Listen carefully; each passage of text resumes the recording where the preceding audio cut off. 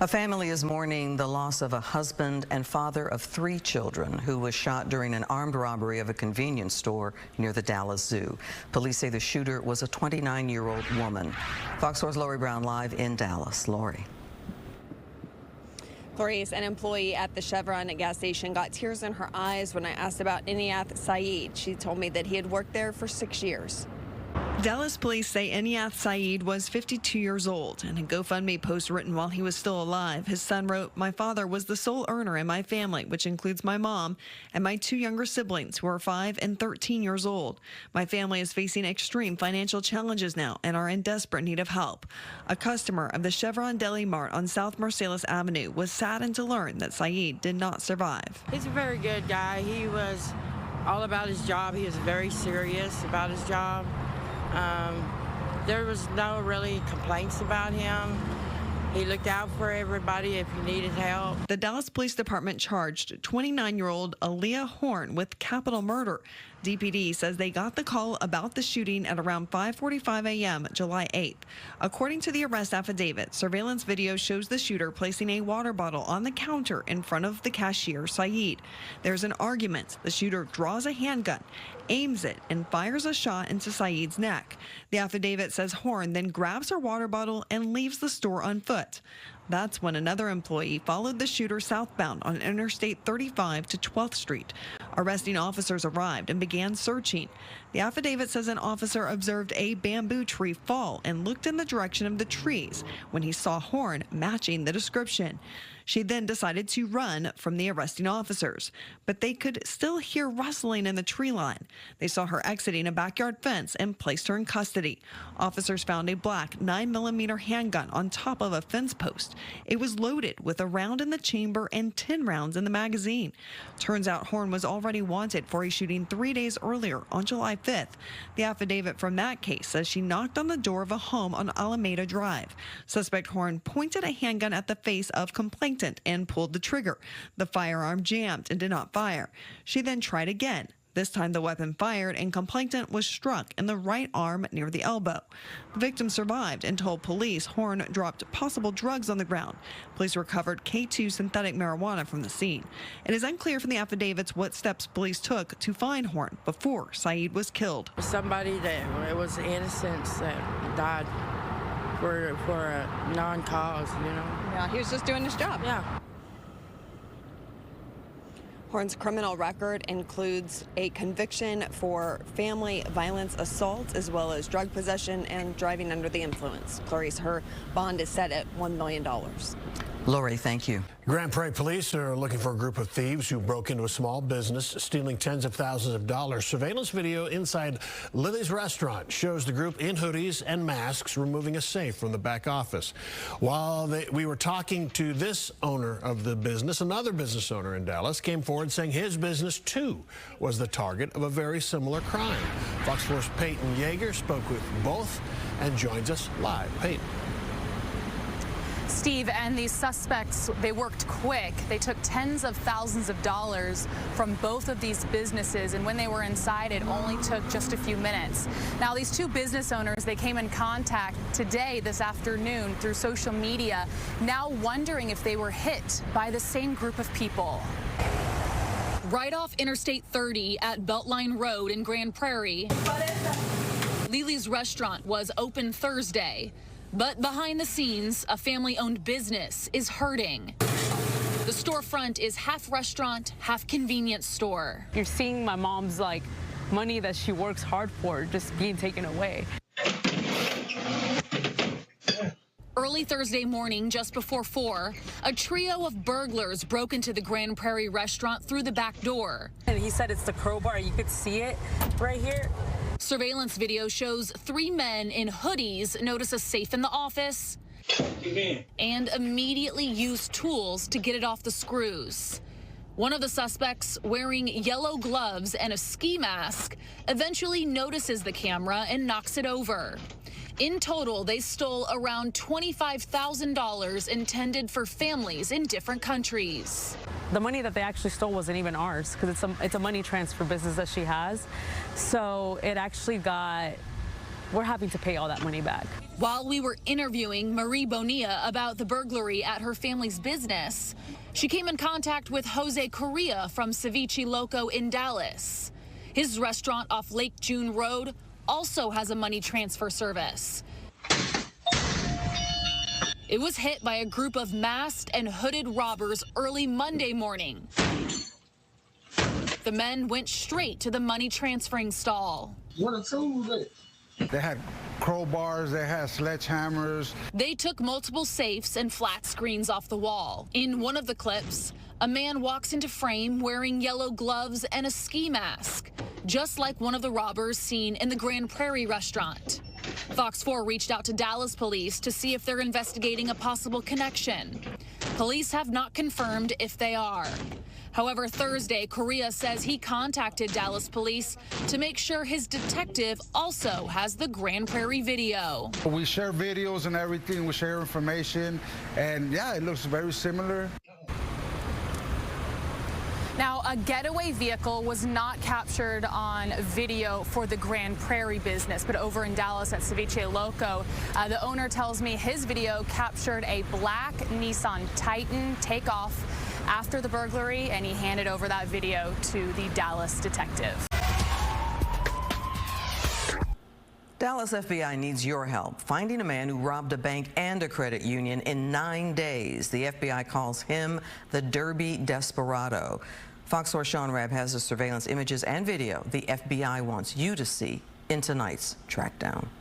I'm in Garland right now. This is the Assistant Special Agent in charge of the Dallas Field Office of the FBI, Jeremy Wright. And here, sir, you had one of two bank robberies. Tell me about it. Yeah, well, on July 3rd, earlier this month, this credit union here in Garland was robbed by an individual dressed very uniquely, right? Wearing a dark suit, light, it looked like summer material fedora, wearing a mask, like a COVID mask, and some blue latex gloves. Kind of walked in on the phone, or pretending to be on the phone, went up to the teller, displayed a note. The note basically laying out instructions that this is a bank robbery, here's what I want you to do, and then exited into a dark-colored SUV. Tell me about the second bank robbery, July 12th. So July 12th, rinse and repeat, almost the same thing. And that was at the Capital One Bank, 2903 Forest Lane. Correct, in Dallas. Similarly dressed in a dark color suit, different shirt, different tie, same hat, different mask, still a mask, blue gloves, came in on the phone, went in and did the same thing. You can't see his face because of the COVID mask, correct, but are there characteristics yes, that might be recognized? Yeah, absolutely. It appears that he has light skin, dark eyebrows, like thicker eyebrows, lighter eyes, perhaps. Or he's probably 5'7", 5'9", 5'10" range, very stocky build. If you know him, will you know him? If you know him, you'll know him. He has certain characteristics when he walks. His hand movements when he's on the phone seem to be very unique, very distinct. So I think that's going to be a telltale sign, if not the hat and the other things that he's wearing. And how can folks contact the FBI? You can call FBI Dallas directly here by calling 972-559-5000, or you can do it anonymously online. Submit a tip anonymously online at tips@fbi.gov. Okay, and you're calling this bank robber what? We're going to call him the Derby Desperado. Because of the hat, the suit, he might as well be going to the Kentucky Derby when he's coming here. So the Derby Desperado. Get at the FBI. If you think you recognize it, help find the man behind two robberies now of financial institutions here in North Texas. A McKinney man says a pair of thieves broke into his home in the middle of the afternoon and stole weapons and cash. Surveillance video inside the home shows the crime in action. You see the two walking around and going through things inside of the home. One of them is seen actually trying to disable a camera. Fox 4's Peyton Yeager spoke to the homeowner and joins us now live from McKinney. Peyton. Heather, and this took place Saturday afternoon in the middle of the day around 3 p.m. in broad daylight. Thankfully, no one was home. No one was inside of that McKinney home. Now, McKinney police have multiple pieces of surveillance video they're going through right now. Video from inside the house and outside the house. Two thieves began their 10-minute break-in Saturday afternoon by going through the backyard of a McKinney home. He straight look at my camera, and then he cut the camera and went on the bottom. They got a tools to open it.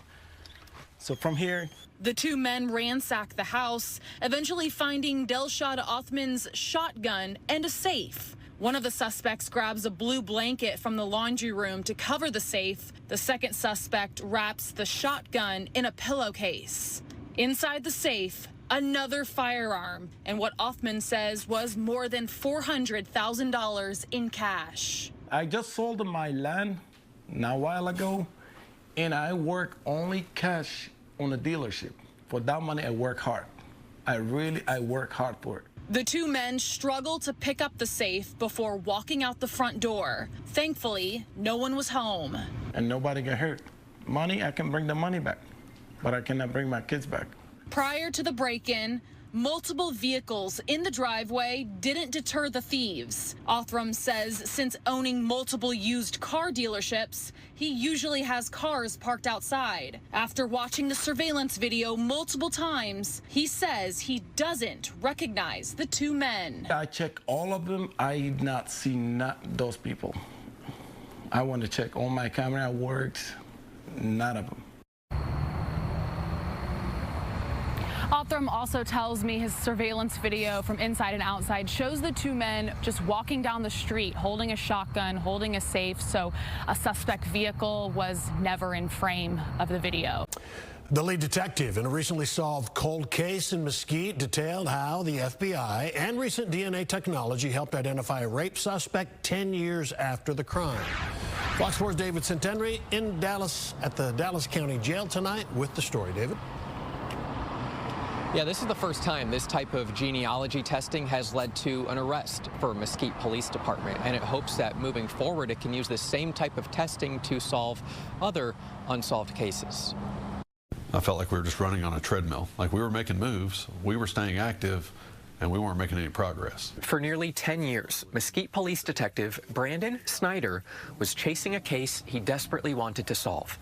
This lady was doing absolutely nothing wrong. In 2014, a disabled woman was raped and beaten.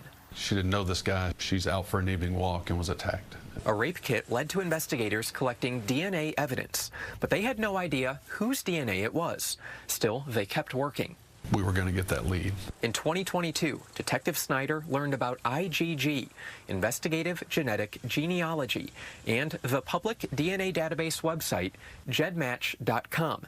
It's the type of data which has recently led to arrests in the 1986 murder of Barbara Villarreal in Garland and the 2001 death of a newborn baby girl in Johnson County. You can upload your kit to GEDmatch if you would like. If you want to cooperate with law enforcement, if you just want to help, if you find yourself as a true crime aficionado and you think that that might help. The DNA from the rape kit was submitted. We found a distant relative to our suspect about 2 years ago, shortly after carrying this case over to the FBI. So you're talking to a relative who's very distant, doesn't even live in the area, but you know that, hey, if we keep going down this tree, we might get to our guy.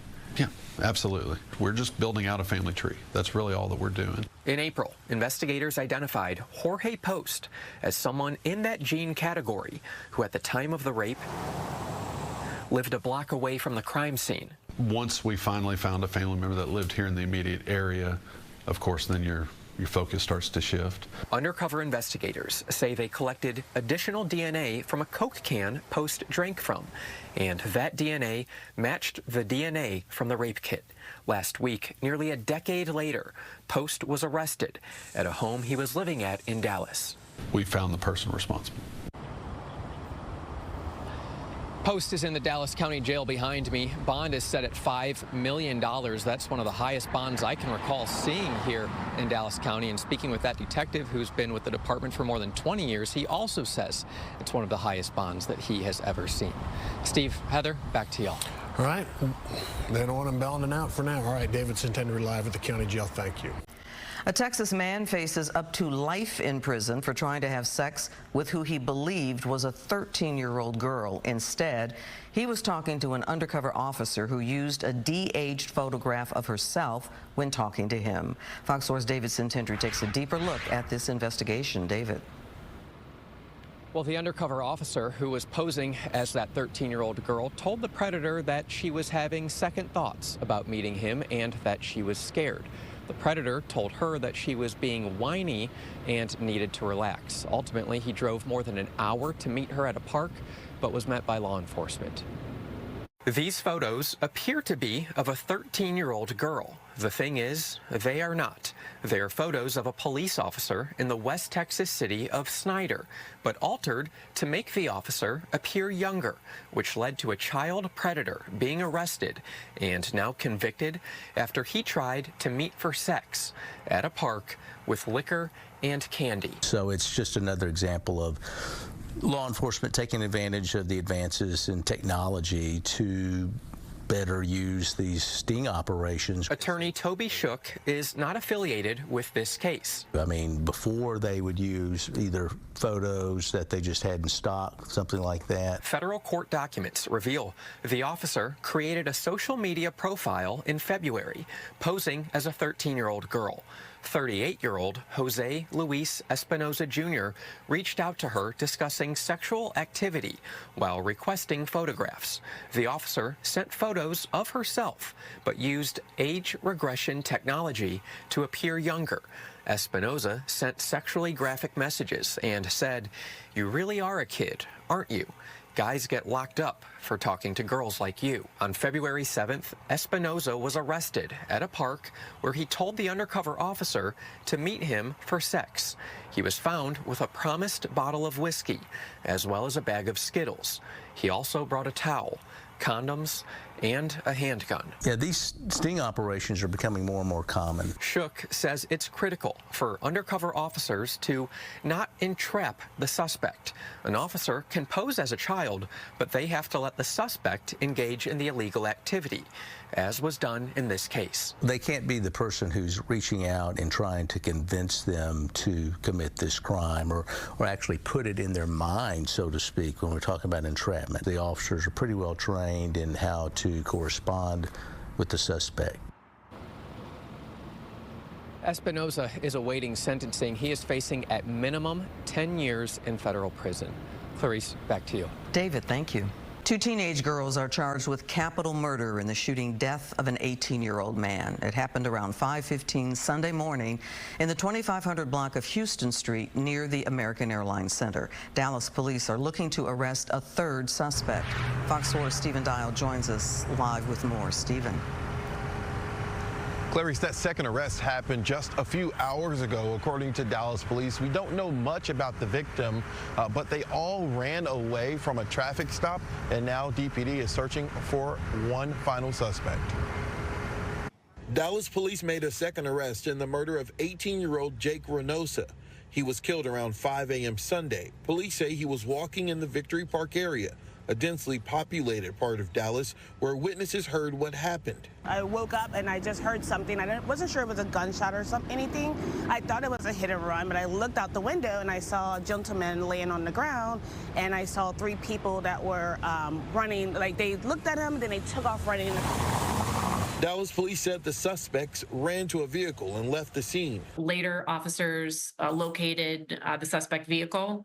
They tried to do a traffic stop, but the suspects ran from the vehicle. Police arrested a 15-year-old girl a short time later, and Monday afternoon, officers arrested a 16-year-old girl, both now charged with capital murder. Investigators are still working leads, but say they do not believe the 15-year-old was the shooter.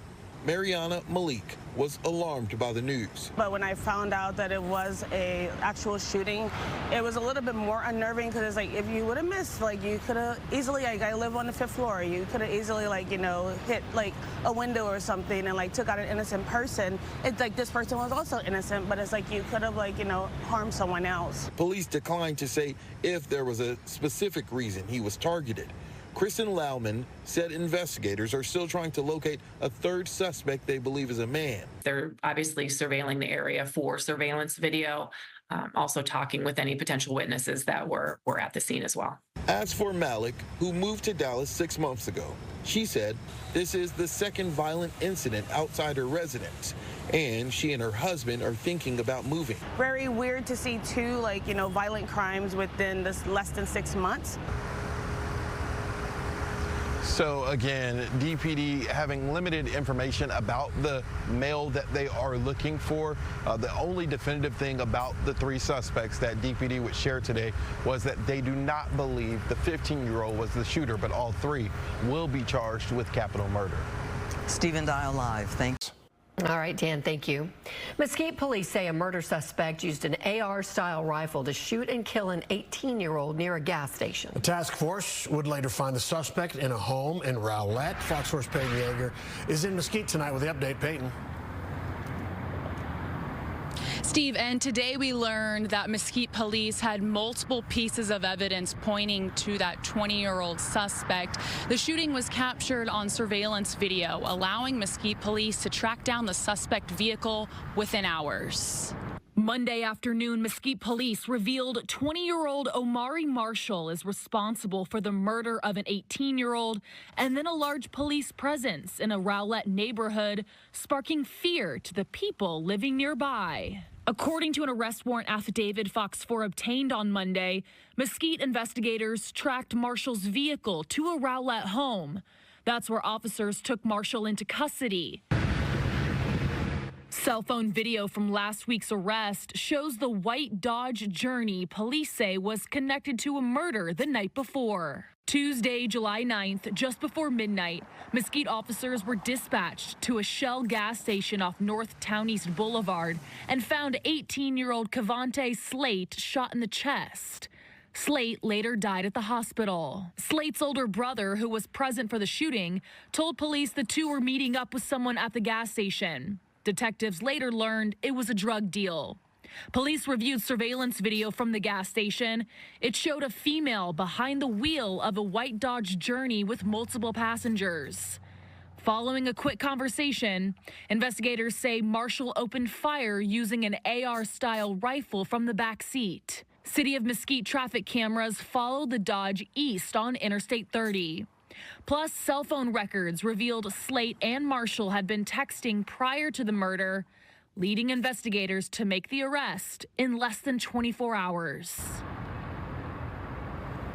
Marshall's bond is set at $5 million, and today we asked Mesquite police, are you looking for more people, since there were multiple people inside of the Dodge? They couldn't answer that question. They couldn't tell us any more details, only saying this is an ongoing investigation. Steve? Okay, Peyton Yeager in Mesquite. Peyton, thank you. Police in the Fort Worth suburb of Benbrook are looking for the people responsible for breaking into dozens of vehicles at the same apartment complex. It happened 2 nights in a row. Some of the victims only suffered some broken glass, but others had electronics and even firearms stolen. Fox 4's Peyton Yeager spoke to a couple who says that their truck was actually targeted twice. Peyton. Yes, Heather, and Benbrook investigators are looking through surveillance video right now, trying to identify the suspects. They tell me when the suspects came back for the second evening, they barely got away from police officers. Meanwhile, people who live at the complex are wondering if they will come back for a third time tonight. I was like, there's no way they hit me twice back-to-back nights. Because I figured they knew there's nothing in the truck, why come back? Wednesday afternoon, Patrick Holt just got home from getting his back window repaired for the second time in 24 hours. He and his wife, Stephanie, were woken up Wednesday morning by Benbrook police. And they said, I know it's 3 a.m., sorry to wake you up, you got hit again. Holt had his truck broken into twice while parked outside his Benbrook apartment near I-20 and Highway 377. First early Tuesday morning, and then the thieves came back again early Wednesday. Nothing was taken from Holt's truck, but for his fellow tenants, firearms were taken along with electronics and other valuables. There's a white car over there with the saran wrap over there. Wednesday's rain caused people to hang up trash bags to protect their vehicles. Benbrook police confirmed to Fox 4 nearly 24 vehicles were hit over the 2 nights. When the thieves came back the second time Wednesday morning, officers tried to intercept the suspects. Instead, there was a chase and police lost them. No arrests were made. Investigators are now looking through surveillance video handed over by apartment management. I contacted the manager. In an email to tenants, Ora Benbrook says police will provide extra patrols. Plus, it's planning to hire private security. The Holts now wondering if the suspects will be back again. This would be the 3rd night, and I'm hoping it doesn't happen again. And we reached out to the apartment complex ourselves to ask some questions, but we never heard back. And when I was talking to Benbrook PD over the phone today, they really just reiterated to not keep firearms in your vehicle overnight and to bring them inside. Heather? Got it. All right. Peyton Yeager, thank you.